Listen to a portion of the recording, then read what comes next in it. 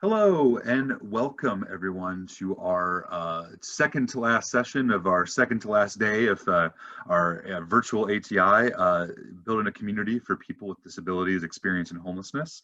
It's so wonderful to have you all here. I hope you've all also had plenty of time to go to some of the other sessions throughout the day. A quick reminder, go ahead and lead this session off with this, and I'll put this in the chat as well. The closed captioning is available for the entire conference, and for this session we also have a designated ASL interpreter. If you do need ASL interpretation, Heather should be popping herself up on screen here right now, and you can go ahead and just pin her window, and then you should be able to see her the entire time. If anything is not working, feel free to send me a question in the Q&A, and we should be able to do that. As many of you know at this point, hopefully, that the theme of this year's conference is Housing Equals Justice. And you know, one of the wonderful things that moving to a virtual panel has allowed us to do is really open up some different avenues and talk about lots of different populations who experience homelessness. And it was a real wonder. It was a really wonderful experience putting this panel together, as we were really able to see it grow and kind of evolve into this idea of building community. And I'm really excited to hear some of our panelists talk about that and really look at how housing does indeed equal justice for people with disabilities. You know, if you haven't done so yet, we also have some pretty cool swag this year. So, you know, feel free to check out, if you go to cch.org/ATI 2020, just click on store. We have t-shirts, we have our mugs, we have masks, of course. So, you know, a great way to support CCH and also really get the idea out there about housing equals justice. Also, the hashtag for this year is #ATI 2020. And a huge thank you to our sponsors, presenting sponsor, Bank of America and Zillow. You know, we made this entire 40-hour virtual conference free of charge, and we're really only able to do that because of our presenting sponsors this year. Also for this particular workshop and a few others, CRT has been wonderfully supportive of some of the work we've been doing and made some of these workshops possible. So we thank you to our sponsors. We have a couple of great panelists today. Everyone is going to kind of introduce themselves a little more deeply, but I will just sort of go over Kathy Flaherty of CT Legal Rights Project, Erin Kemple of the Connecticut Fair Housing Center, Sandra Roberts of the Center for Disability Rights, and Eileen Healy of Independence Northwest. So the format for this today is everyone is going to give a little bit of a presentation about their organizations, talk a little bit about building community for people with disabilities experiencing homelessness, and then at the end we will have a Q&A. So please use the Q&A function. You should see it right there at the bottom of your Zoom window. Please submit questions, and at the end we'll have a moderated Q&A with our CEO, Richard Cho. And with that, I'm going to turn it over to Sandy from the Center for Disability Rights. Sandy? Thank you so much. I really am excited to be a part of this panel today. I am part-time information and referral advocate. I'm with the Center for Disability Rights in West Haven, Connecticut. We're one of 5 centers for independent living. And today I just kind of wanted to get into a little bit of my own personal experience and also what I've experienced while working for the Center for Disability Rights and assisting people with disabilities in locating housing. I've worked actually for, believe it or not, 30 years for the Center for Disability Rights. And I played numerous roles while I worked there, including an advocate, independent living skills training, youth transitioning, and also my current role, which is part-time. I'm the information and referral advocate. And in the role that I currently play, I usually take primarily the initial phone calls to the Center for Disability Rights. And I'm going to say pretty much on a daily basis, we're getting calls from people looking for housing. I myself am familiar with some of the challenges in finding housing that's both accessible and affordable. I live myself in an apartment building in New Haven, and I've lived here also almost for 30 years. But I have to say, when I was initially looking for housing, I ended up living in a couple different places a couple years in a row because it was just so challenging to find something that was both accessible and affordable for myself. Um, what I wanted to talk about today is some of the challenges for people with disabilities in trying to locate housing. Um, Obviously, one of the biggest challenges is accessibility, especially if you have a physical disability. Trying to find a place that's wheelchair accessible to get into the apartment, and then once you're in the apartment, to be able to access the whole apartment, including your living area, your bedroom, the bathroom. So there's a lot of things one has to really think about when trying to locate housing for themselves when you have a physical disability. Um, Everybody's needs are going to be different. I have found, even though we all may have a type of physical disability, everybody's challenges are going to vary. Some people can walk a little bit, so once they're inside the apartment, they're okay walking around. Other people may be in their wheelchair all the time. So if they're in the wheelchair all the time, they have to know that that wheelchair can access the bedroom, can access the living room, can access the bathroom, the shower, the sink, the kitchen. So there's a lot of considerations when you're trying to find housing for yourself with a physical disability. Um, for a lot of people also, there are challenges in regards to the income that they have. For many people, and we get numerous phone calls with this all the time, from people who might be on SSI or Social Security disability, especially on SSI, your monthly income typically is only about $700 something a month. And as I'm sure many of you are aware, your typical rent is way above that 700 something a month. Um, and I get phone calls all the time from people saying, I just can't afford it. I can't find a place that I can live where I can afford the monthly rent.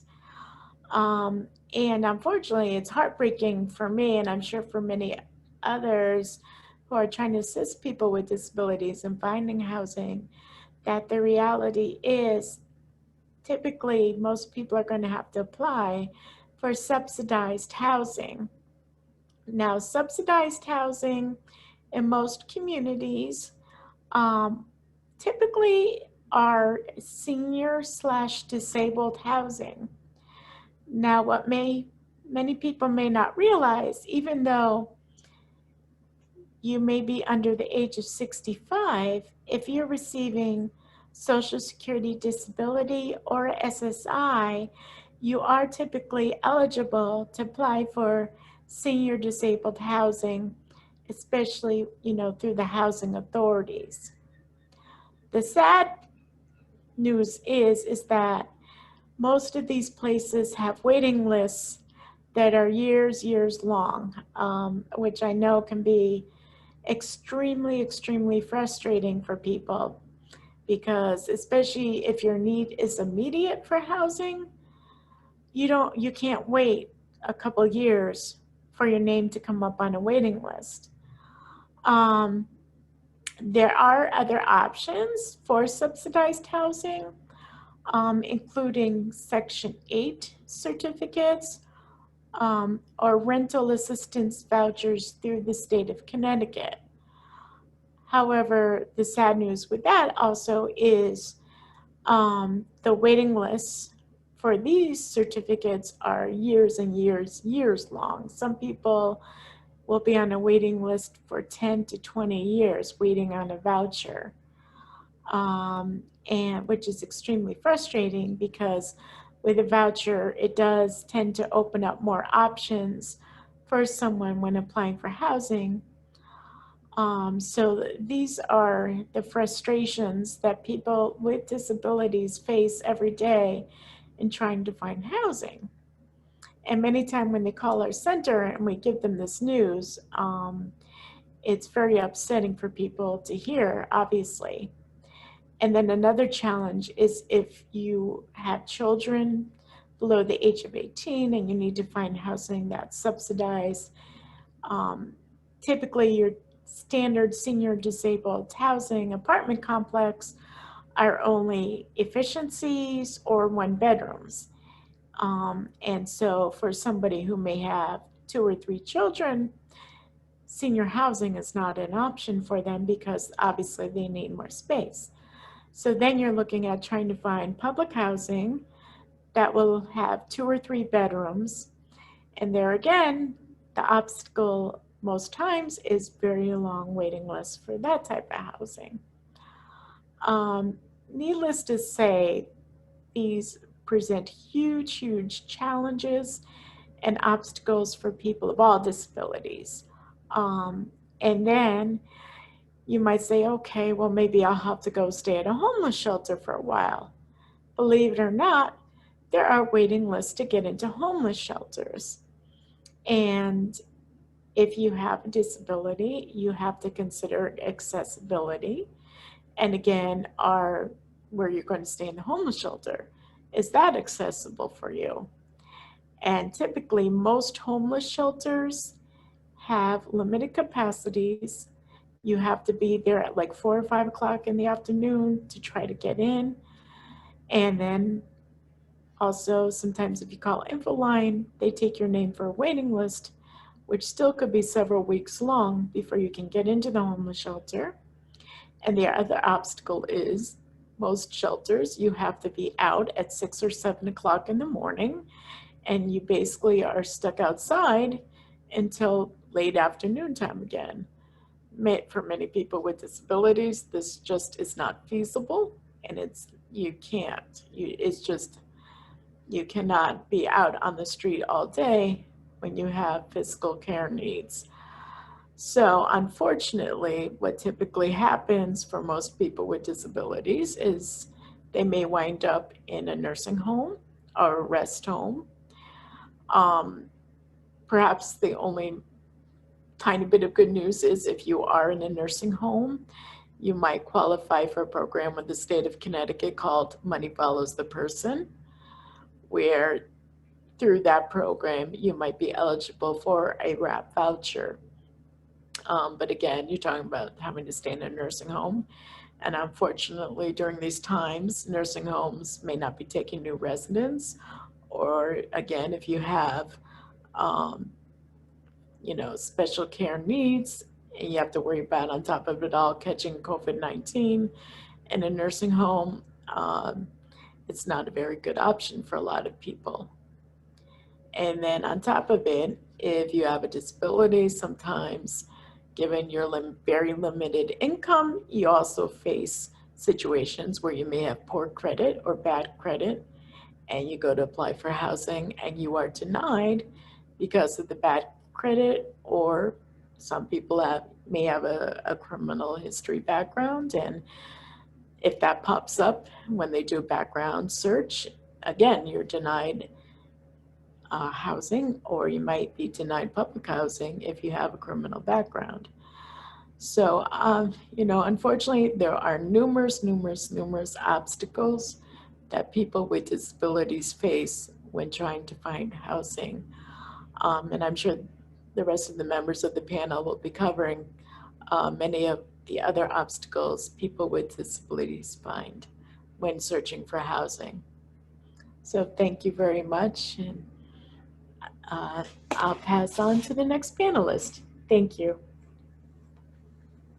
Sandy, thank you so much. That was, very enlightening and really good to highlight sort of what the issues we're talking about here are.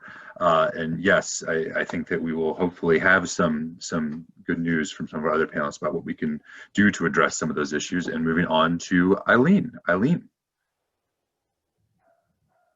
Hi, I'm Eileen Healy.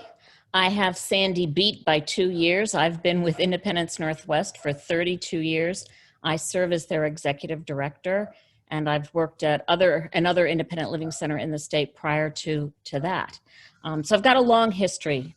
I thought it might be helpful to have at least a brief overview of what an independent living center is, because most people kind of see us as a place where people with disabilities go to live, and that's not what we are.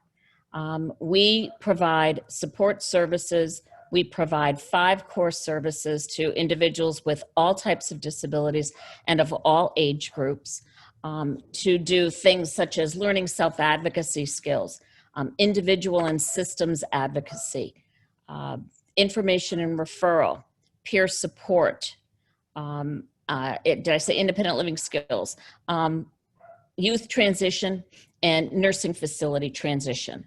So when Sandy talked about money follows the person, 3 of the 5 centers in Connecticut do money follows the person, helping people to identify housing and making it accessible, ensuring that the proper supports are in place, teaching people how to be a good tenant, teaching people how to budget and pay their bills as necessary. I think it's fair to say that the most requested information that Centers for Independent Living get is around housing. There is such a shortage of both accessible and affordable housing in this state that it makes it very difficult for people to be able to live independently, or as independently as they choose to. We need to find some housing options that ensure there are some supports in place to meet the needs of a variety of people, and to be able to give people the options to live where they want to live. It gets very complicated when you are looking for housing in rural areas. You have to worry about transportation. You have to worry about where are local services that are easily got to. You can travel to them. Whereas cities, you have perhaps more transit, but not necessarily always in the areas of town that you would like to live in. Independence Northwest in particular, we've run a housing program specifically for people living with HIV and AIDS, and have since sometime in the 1990s. And what we do is we provide support services, wraparound services, as well as rental subsidies. So we do tenant-based rental assistance in scattered site apartments. So what we're able to do is help individuals identify apartments that may be workable for them and their family's needs. We can subsidize it, provided that they meet the criteria. And we're able to provide some of the supports. We can help when things perhaps get a little dicey with a landlord, if there's an issue. We've been able to negotiate with landlords over, can you kind of gloss over some of the credit history and some of the perhaps criminal background, because this person, that was 20 years ago and it's still hanging on their records. So we're able to kind of do that. And that's somewhat unique to Independence Northwest in this state. And we were one of the first centers in the country that was actually doing something for individuals with HIV and AIDS. One of the things that we found from doing HOPWA, as it's called, we encourage people, while it's grant funded, it is supposed to be permanent housing, and I say that in quotes, because anything that's grant funded can't be permanent. If we lost the funding for it, it's gonna be gone. And it's gonna have to figure out some other way for these individuals. And we have 35 people that are going to be without their rental subsidy and support services. So while we don't call it transitional as we used to, we do call it grant funded, and we encourage people to get on Section 8 waiting lists. Every single one that opens in the state. You can get on the lists, you can get notices from Section 8 as to what cities are open and taking applications. And I would encourage everybody to do that because that's one of the ways that you can kind of get people housing, even if it's not necessarily in the town that they want. Here's the catch for independent living and for disability.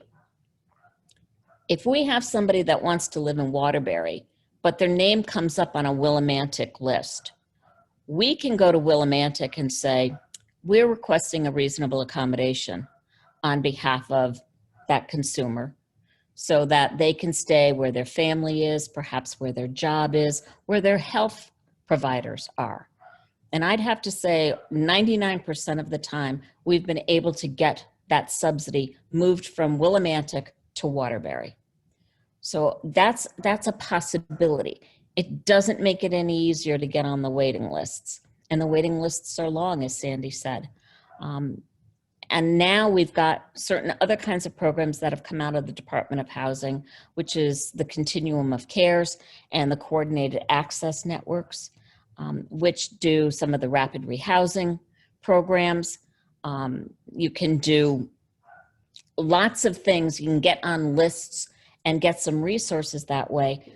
The problem with it, from my perspective, is the definition of chronic homelessness.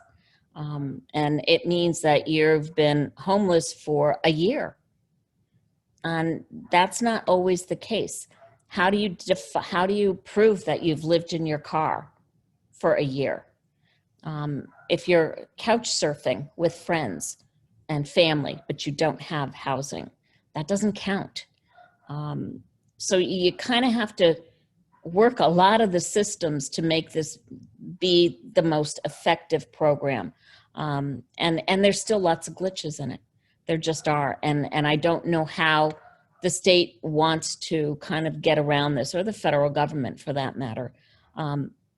There's lots of programs, but they make it really difficult for people to qualify for a lot of them. One of the things that we've talked about, and one of the centers in Connecticut has done, is to get a piece of legislation passed here in Connecticut for visitability. And it basically means that there's, in single and two family homes, new, that they're built to a basic standard of accessibility. So there's one-step entrance on the path of travel to get into the unit. There's a 32-inch opening at the doorway, and there's basic access to a first floor bathroom. And that allows people with disabilities to visit a family member, to visit their neighbor. I mean, Sandy was talking clearly about her experience as a person who uses a wheelchair. I'm a person with dwarfism. Wheelchair access isn't good for me. It makes everything too high. So you've got to kind of consider that there's a basic level of access. And after that, it needs to be adaptable. And there needs to be resources to assist people to make their housing adaptable. And that could be for people who are deaf, who need flashing lights for the doorbell or fire alarms. It could be individuals that need other kinds of accommodations, perhaps in the bathroom, you know, installing grab bars. It's lots of things. There's no one size fits all when it comes to housing. So, but that's a really good place. That's where we started. There's some adaptability. Each of the 5 independent living centers in the state does get some money every year so far to be able to do some sort of modifications, something that will assist an individual to make a modification to their apartment or their home. And it can also be things like a security deposit or a first month's rent. It could be contributing to the cost of a ramp or those grab bars that I just talked about. Other kinds of adaptations. It could be short-term assistance for individuals that need some supports to make the transition to living independently. I really like to think about this as that access is good for everybody. And if we're talking about building communities, We want people with disabilities to be included with all people, and ensuring that there's access and affordability of housing and resources and supports for all people just benefits the entire community. If we've got ramps, okay, we've got ramps. Well, that means that aging in place. Okay, so that basic visitability, getting in and out of a house. Okay, now you've got an aging person, you know, who needs to use a wheelchair. They didn't have to do that before. Building those things in as a requirement of contractors and building officials would go a long way in terms of accessibility. Doesn't address the affordability, but it does address the accessibility. And things like that you don't really think about. It's like, okay, well, it's good for the UPS driver as he's hand trucking all of your packages in, or mom or dad with a baby carriage. Think about those kinds of things, doors that can be open.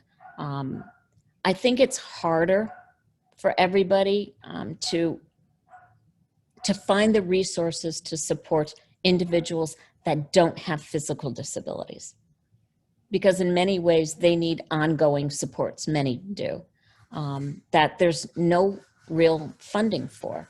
And maybe Kathy will be speaking a little bit more about that, you know, but people with learning disabilities that have difficulty managing their resources. Centers can do some of that, but as an ongoing resource, it's our hope to be able to work with individuals so that they can take on that task for themselves.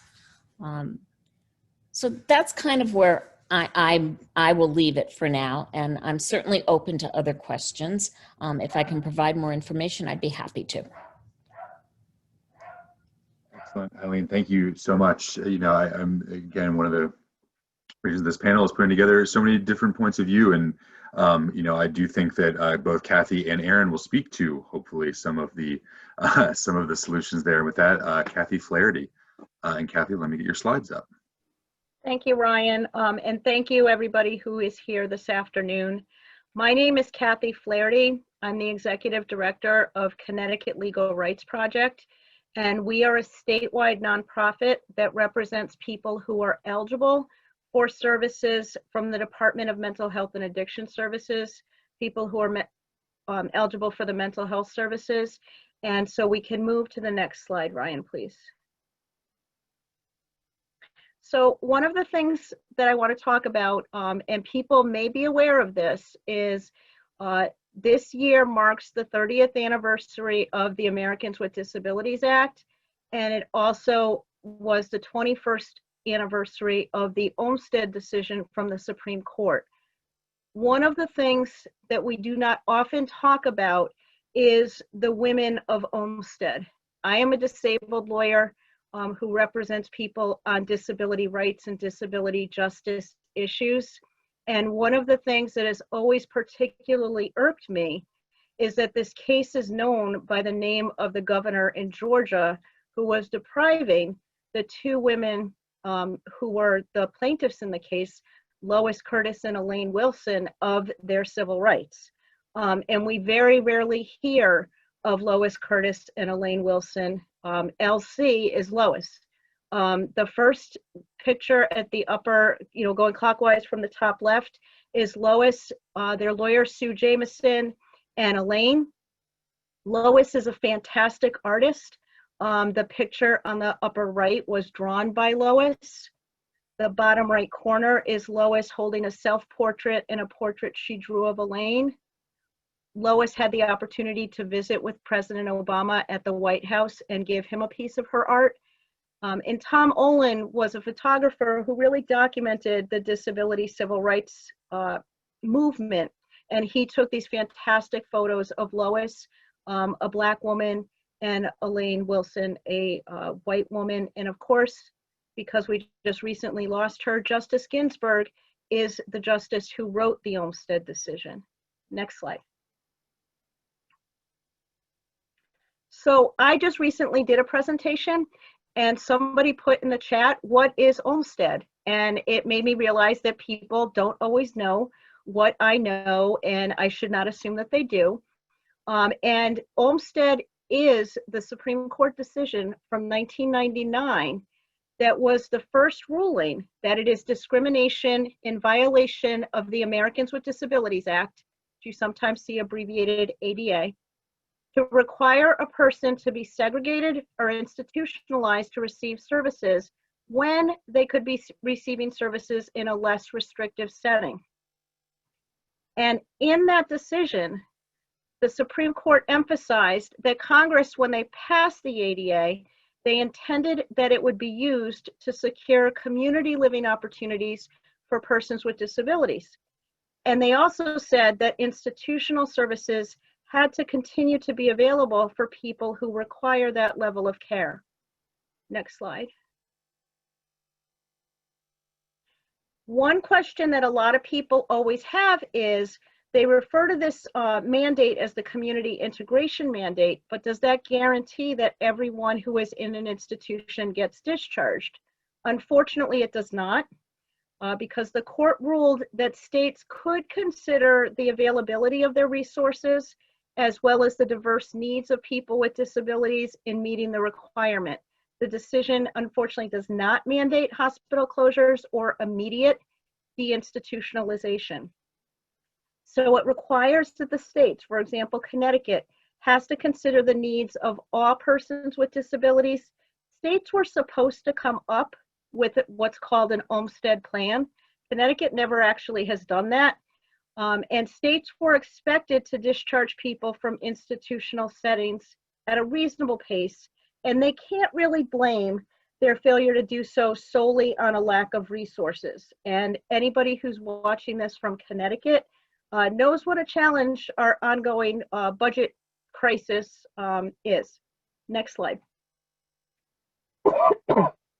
So unfortunately, one of the things that the pandemic has done is demonstrate how dangerous it is for people with disabilities to be stuck in congregate care settings, because they were all placed at higher risk of contracting COVID-19.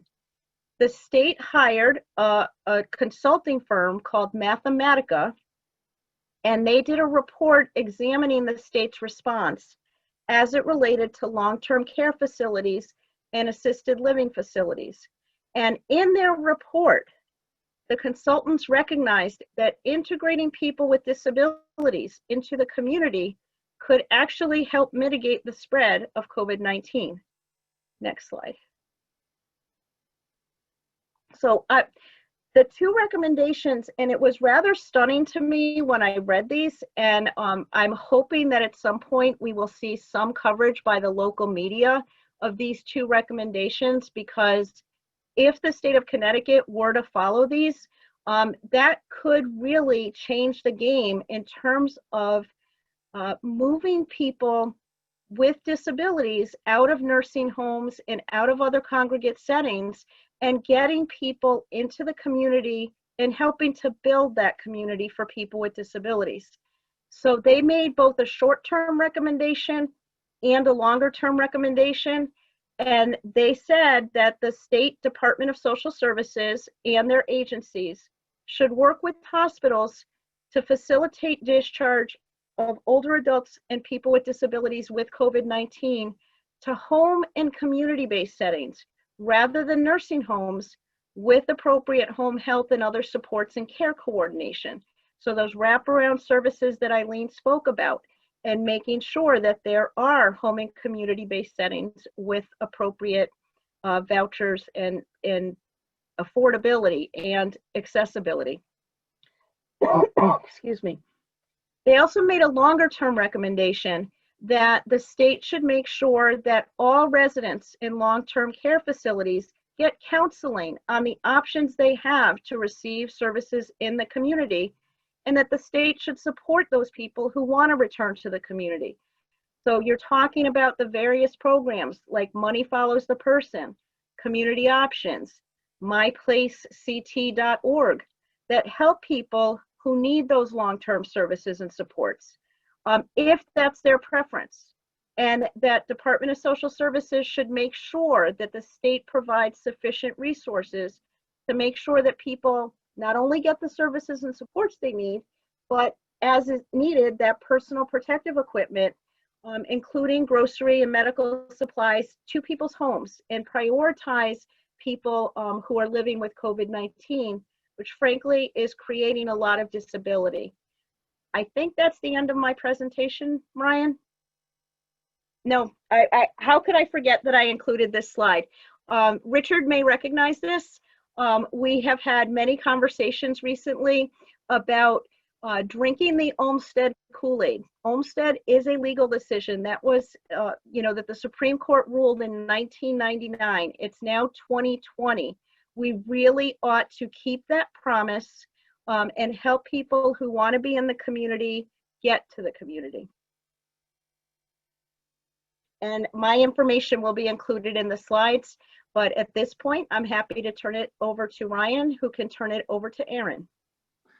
Yes, excellent. Thank you so much, Kathy. That's very informative. I will be even perfectly honest, I wasn't as informed, so thank you so much. And yes, we'll end with a presentation by Erin, and Erin, I will turn it right over to you.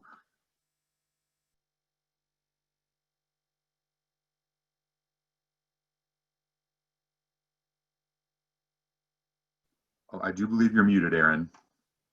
Sorry. I was saying that I'm going to do my best to finish in about 10 minutes or so, because I see that there's a lot of great questions in the Q&A, and I want to make sure that we get to them. So what you're seeing in front of you is a short list of who is protected by the fair housing laws. And the real issue that I want to talk today about is disability rights under the Fair Housing Acts, because you can't have community if the people that you want to have community with don't live in your neighborhood. So one of the goals of the fair housing laws, or there's really three goals of the fair housing laws. One is to promote integration. And that means that all neighborhoods would welcome all people regardless of membership in a protected class. And that in this context, we're going to be talking about how that impacts people with disabilities. The second goal of the fair housing laws is to prevent discrimination. So ensure that individual acts of discrimination or systemic discrimination is stopped, and that people get remediation for the discrimination that they've suffered. And finally, ensuring that rules and policies, whether it's by the state government, the local government, or the federal government, do not have rules and policies that exclude people in the protected classes. So for people with disabilities, what does this mean? So the ways that discrimination happens is that that there is a misrepresentation of the availability of housing. Meaning that someone goes to try to rent an apartment or buy a house or get a mortgage, and they're told, no, I'm sorry, that's not available. It's not available for anyone, and it's not available for you, when in fact the house or the apartment or the mortgage or the insurance is still available. The second way is a refusal to rent or sell. So that means that someone who owns a house or is renting a house, or a real estate agent, is simply refusing to deal with the person, in this case, because of their disability. What we see a lot of is a discrimination in terms and conditions. So one of the things that we see is for people with disabilities, especially people in wheelchairs, are told that because you're in a wheelchair and we're worried that that's going to result in damage to the unit, we're going to charge you double security deposit. We're going to charge you an extra damage fee. All of that's illegal. A refusal to make reasonable accommodations or reasonable modifications, and I'm going to talk about that in more detail. And then the last is passing laws that make it difficult for people to live in a community. So one of the things we've seen is cities and towns having zoning rules or enforcing zoning rules that prevent people with disabilities from moving into their community. And I'll talk about that a little bit more also. So there are several different ways that people with disabilities find challenges in getting an apartment. So one is, and the ways to address those that I'm going to talk about is people with disabilities can get reasonable accommodations. I'll talk about that. There are times when people with disabilities have criminal records, not necessarily because they've done anything wrong, but as the result of their disability, and I'm going to talk about that.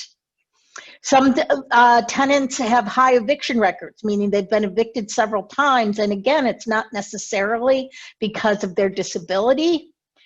I'm sorry, because of their bad tenants, but more likely because they're disabled. And finally, I want to talk about the laws that prevent some people from moving to a particular neighborhood. I already talked about the first example of discrimination, which is requiring a tenant to buy insurance because the wheelchair, because they have a wheelchair or they need a service animal. One of the other things we've seen is requiring people with disabilities to have a cosigner or a guarantor, but not requiring that of anyone else.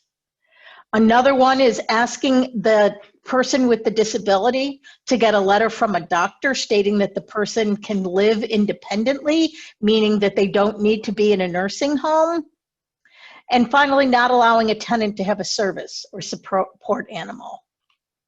How do you address these? If it's simply a case of treating people differently, so one of the things I said was requiring a tenant to buy insurance because they're in a wheelchair, that's actually treating people differently, and that's just plain illegal. But what if someone needs a change to a rule or a policy to allow them to live in the apartment? Then the tenant has the right to request a reasonable accommodation. Usually reasonable accommodations don't cost money. And the definition of reasonable is actually a reverse definition, which is that it's not unreasonable, meaning that it's not an undue financial or administrative burden. So when requesting a reasonable accommodation, again, a change in a rule, a policy, or a practice, if the disability is obvious and the need for the change is obvious, then the request doesn't have to be in writing. So I'm thinking about the people who need to be able to park in a handicap accessible space because their wheelchair van is too wide for a traditional space.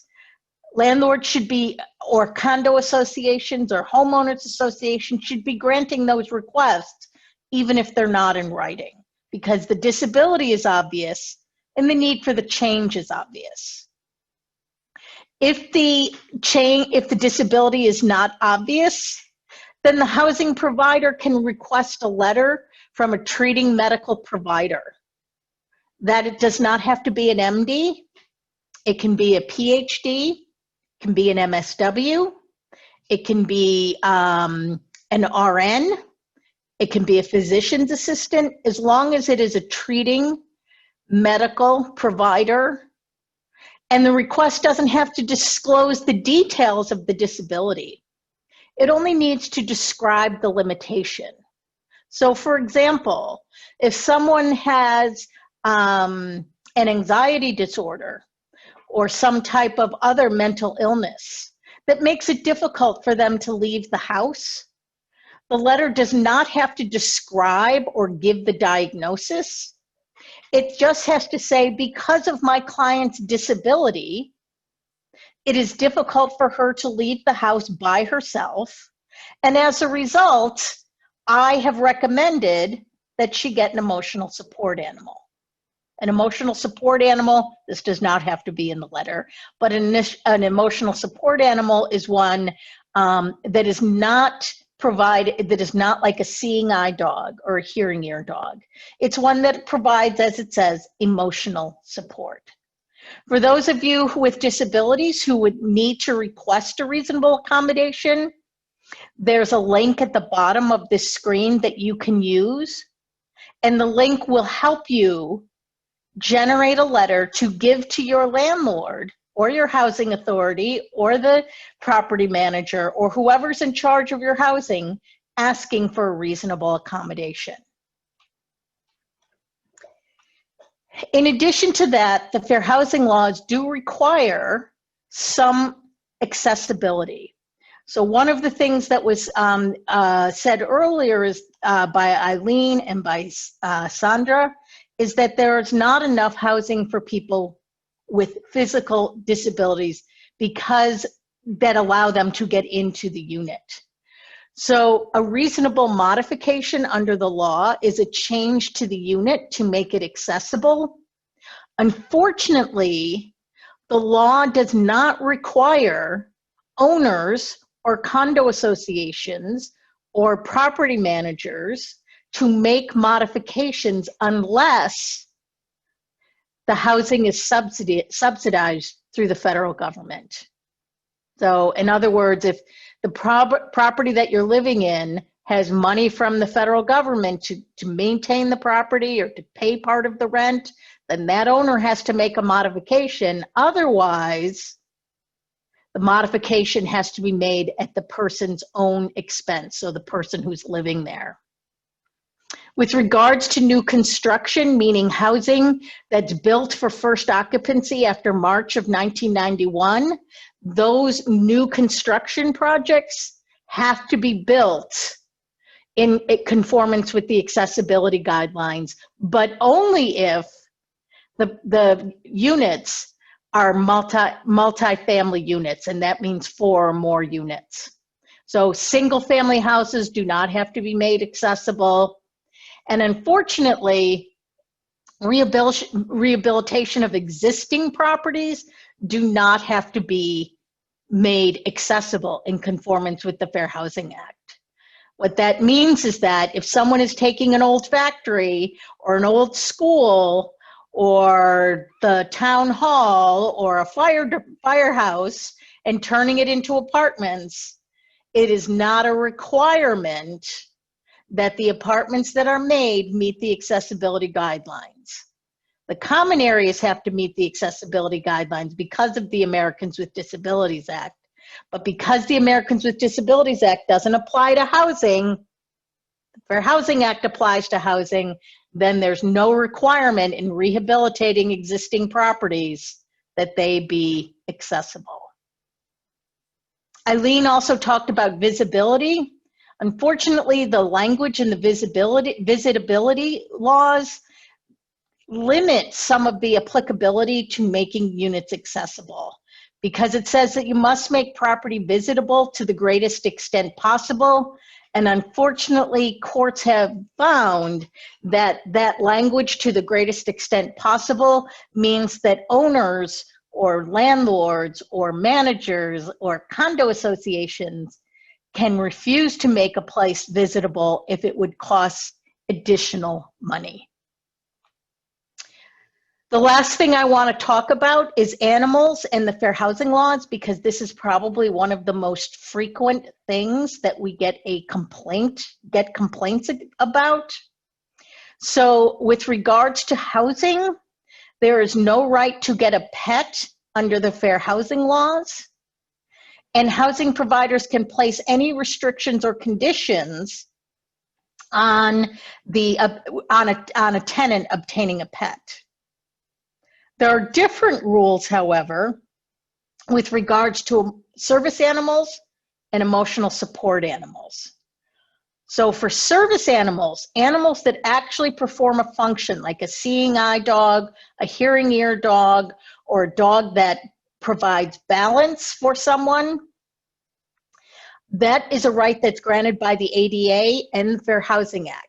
So the Americans with Disabilities Act allows people to bring service animals into public places like restaurants or bars or theaters.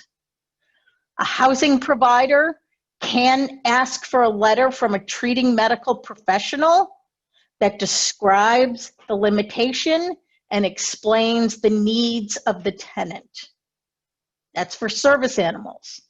For emotional support animals, animals that provide support for people with mental disabilities, there is no right to bring emotional support animals into public areas, because the Americans with Disabilities Act does not include emotional support animals. Again, a housing provider can request a letter from a treating medical provider, and in both service animals and emotional support animals, tenants are responsible for the behavior of their animals.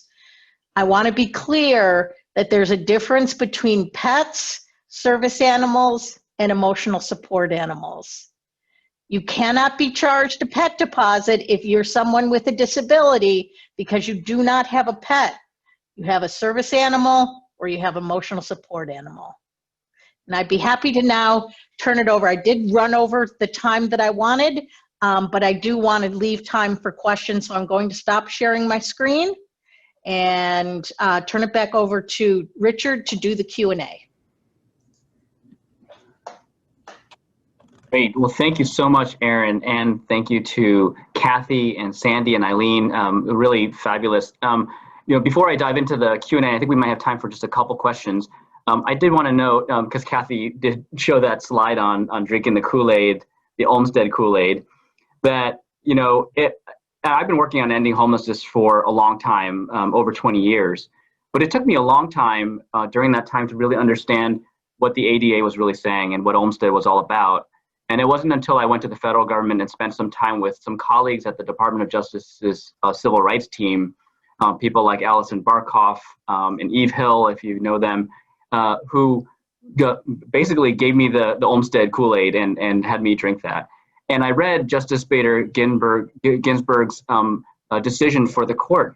And what I realized was that here in this Supreme Court decision was enshrining essentially the right to housing for people with disabilities, framed as the right to live in the community free from restraint and with maximum community integration. But I think what it contains is the kernel for what we talked about on Monday at our plenary session, which was establishing a right to housing for all Americans. And I think for me, it's both about affirming the right of people with disabilities to have community-based housing and services and not be forced into institutional settings or settings where there's restraints, but really about recognizing the need for housing. And I really encourage you all to read, I'm not a lawyer, but to read Justice Ruth Bader Ginsburg's decision, because she does talk about how this creates the requirement that state governments are responsible for ensuring that, again, as Kathy noted, within reasonable resources, that they are meant to provide housing and community-based services for people with disabilities to prevent them from entering institutions, but also to prevent them from homelessness. And that's something that she specifically notes.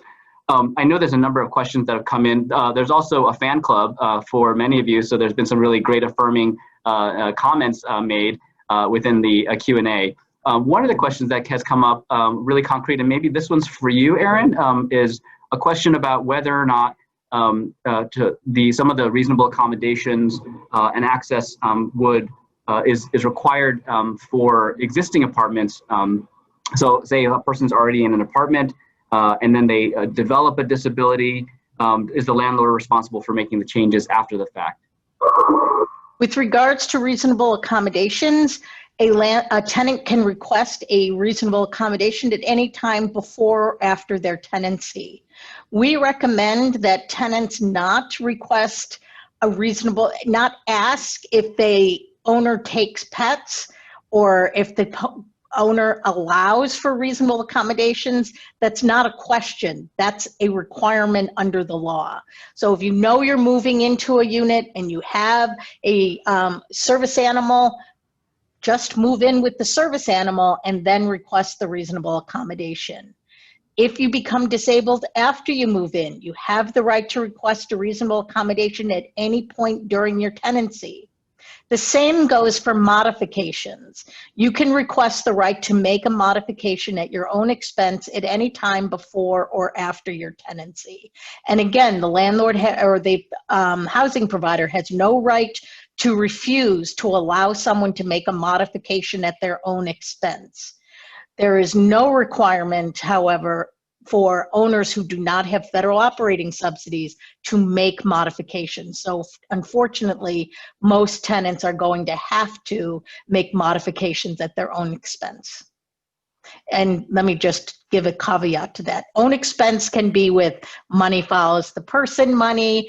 The VA has been very helpful to people who are veterans in coming in and doing it. The only requirement, if you're not going to pay for it yourself, or even if you are, is that all of the work has to be done to code standards. Thank you so much, Erin. We have, I want to get into two, I think, bigger picture questions. One of them is about the fear of disabilities and people with disabilities and ableism. And how do we, I think the real question is like, how do we overcome that? I mean, part of this is about legal enforcement, but also how do we change people's minds and open people's minds to overcome ableism and fear of disabilities? Another question, so each of you can kind of maybe take this together, but is, what can people who are concerned citizens, people who are living with disabilities, people who are experiencing homelessness themselves, what can they do to get involved in policy and advocacy to help ensure that people with disabilities have the right in Connecticut to community integration, as well as efforts to scale up investments in accessible housing and services? I'm willing to start with that and certainly hope that my colleagues chip in. But I think for those of us who identify as disabled, we should be out proud and open about that. And that's something that I've had the good fortune to be able to do for years, and recognize that there's a certain level of privilege inherent in being able to be open about my disability, which is a psychiatric disability. And quickly, also getting involved in political work, joining the Keep the Promise Coalition, becoming part of the Connecticut Cross Disability Lifespan Alliance. We will help you and support you in reaching out to your legislators. Federal legislators, they do have a bill, the Disability Integration Act, which somebody mentioned in the chat. Many of the members of the Connecticut delegation are already co-sponsors of it. I don't think all of them are. So I think we need to work on whoever's not. I would just also add, as another resource, is that you can contact your local centers too for independent living. I mean, we do systems advocacy. We try to do what's good for our immediate community, as well as working on statewide and federal issues as well. But we want to get people involved in their local communities. I also think that there's something to be said for being out and proud in terms of disability, and getting people to see what's common. Not so much the disability, but what's common between two people or a larger community. Getting out there, getting people with disabilities on the town council or the library board or whatever, is going to build some commonalities where I think it starts to break down some of the fears that people may have. And some of them are a little strange. Sorry. Of course. Sandy, I don't know if you want to say anything else. I know we're at time. I know my team's gonna be really mad at me, but I'm gonna go over a little bit, Sandy, just to give you a chance to respond if you'd like to, and then I'll wrap up and segue us. Yes, I think one of the things our center has always emphasized when we've done like disability awareness activities is the biggest barrier is typically attitudinal. Not even necessarily physical or other types of barriers, is the attitude. And I think Eileen, I agree with her, is that as long as you're out there and they see people with disabilities out there being active in the community and doing things, not even necessarily anything disability related, but just like you said, being on a church board or anything like that, it starts breaking down those barriers and people say, oh, well, we have a lot more in common than I thought. And I think that's the biggest thing that can help bridge those gaps between people. Thank you, Sandy. Thank you, Eileen. Thank you, Kathy. Thank you, Erin. This was a fabulous panel. I'm so glad we could have had a lot more time for this conversation, but perhaps we can do a part 2 again and have a conversation about this. One of the things I do want to just note, Eileen, is you talked about chronic homelessness. And for a while now, I've been pushing to say, let's stop talking about chronic homelessness. Let's talk about ending homelessness for all, but also for people with disabilities rather than people who rack up a certain amount of time homeless. So more to come on that conversation. But thank you all very much. This is a fabulous panel. I really appreciate that. And I really appreciate the enthusiastic participation from the audience as well. So thank you so much. I'm going to segue us now quickly to the next session we have, and also just to give you a preview of tomorrow's final day. So right after this, we're having an ice cream social with our Be Homeful ambassadors, who are young people who've been organizing and doing their own public education and advocacy work around ending homelessness. So please join us for that, for a bring your own ice cream social. And then tomorrow, we have a really great plenary, a Get Out the Vote rally. We've been building up to this all week, but really we know this election is critical, maybe the most important election we've ever had. And so we're going to have a great Get Out the Vote rally tomorrow. We also have a great session in the morning on understanding COVID-19 and how do we prepare for the cold weather. Winter is coming, and we know we need to address homelessness outside, but at the same time, do it in a way that's safe for COVID. So we have a session with CDC and the Department of Public Health and Department of Housing. We also have sessions on alternative police responses to people with behavioral health crisis, and many, many more. So please do join us tomorrow as well as in the next session. Thank you all so much.